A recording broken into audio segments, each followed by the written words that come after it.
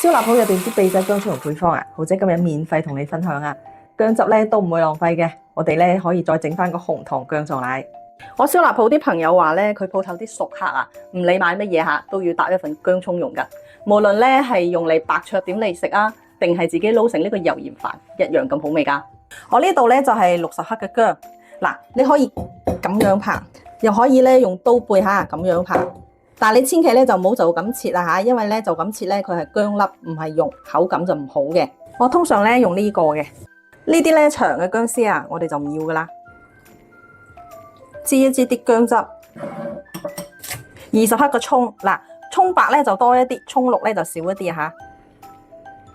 落3克鹽，2克糖，撈勻佢。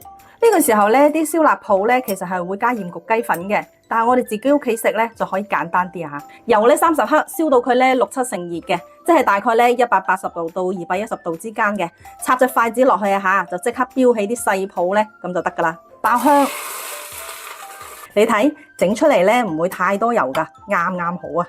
注意下，我呢個時候咧會倒翻啲薑汁落去嘅，因為我中意薑味重啲嘅。呢個睇翻大家自己口味啊！你睇下靚唔靚？啲薑葱蓉惹味到咧，淨係攞嚟撈油鹽飯啊，我都可以食多2碗啦。呢度咧大概剩低差唔多18克嘅薑汁，咁我哋咧就加180克嘅牛奶，撈勻，放入微波爐，高火2分鐘。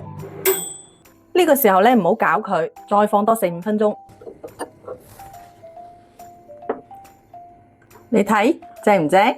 加啲紅糖 ，OK， 紅糖薑撞奶咧就咁搞掂啦。呢2日翻風啊，所以整翻個咧紅糖薑撞奶啊嚟暖翻個胃咧就最啱噶啦。